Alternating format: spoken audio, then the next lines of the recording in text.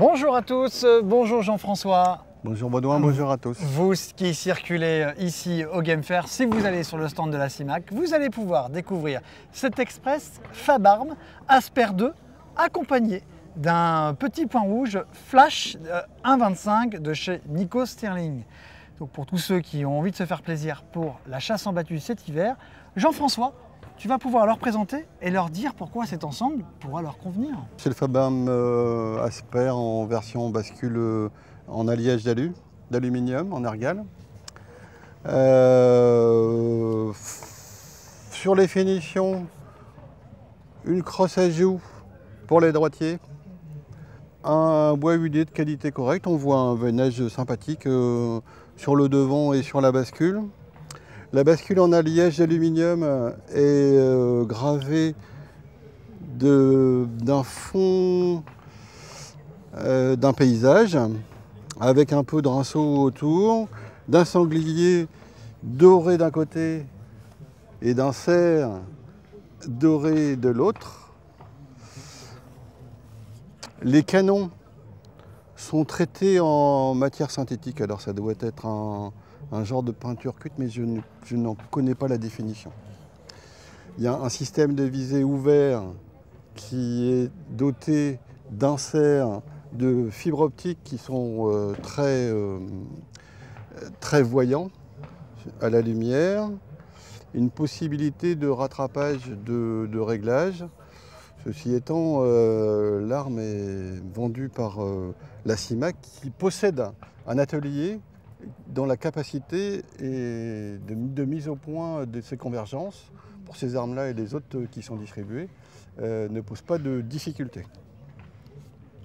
La carabine, elle est en 30-06.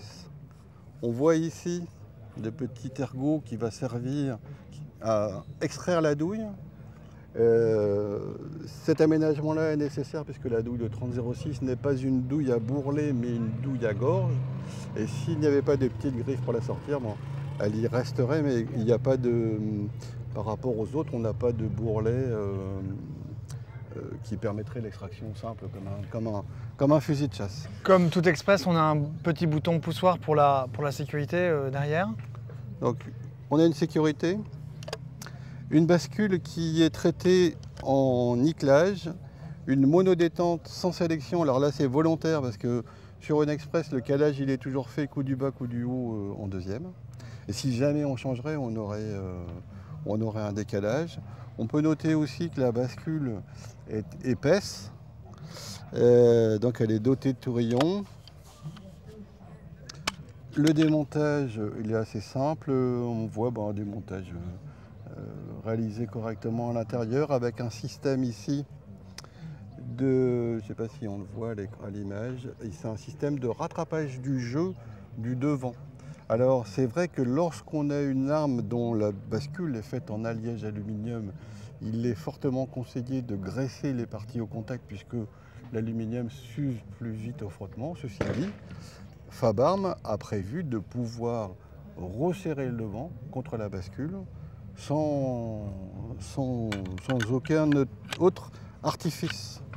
On va voir aussi ici la bascule très épaisse du Fabarm. Elle est monobloc.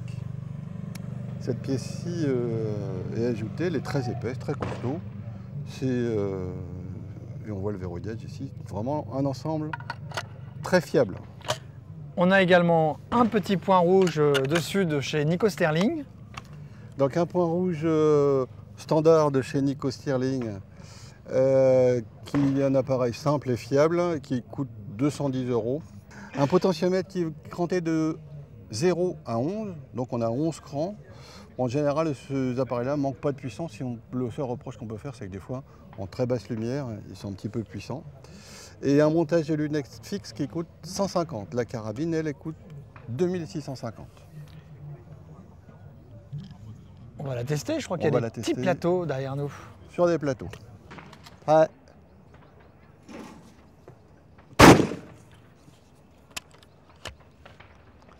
Et l'extraction se fait simplement. Ouais. C'est un Express que tu recommanderais pour un un chasseur qui a envie de se mettre à la chasse au bois pour Ah oui, l'hiver prochain? complètement. Côté Fabarm, il n'y a aucun problème de fiabilité et de robustesse. Et puis, ce que je disais tout à l'heure pour la convergence, parce qu'on y pense quand même, puisque d'ici quelques temps, il faudra peut-être tout changer pour des balles en autre chose que du plomb. Ouais, on est d'accord. Et la CIMAC, ils sont capables de recaler les canons et de les remettre en place sur place, sans renvoyer en Italie. Donc, au lieu de ça, un voyage en Italie, c'est au moins 4 mois, 6 mois. Ouais, donc ils ont déjà pris une certaine avance. Ouais. Très bien. Eh bien, merci Jean-François. De rien.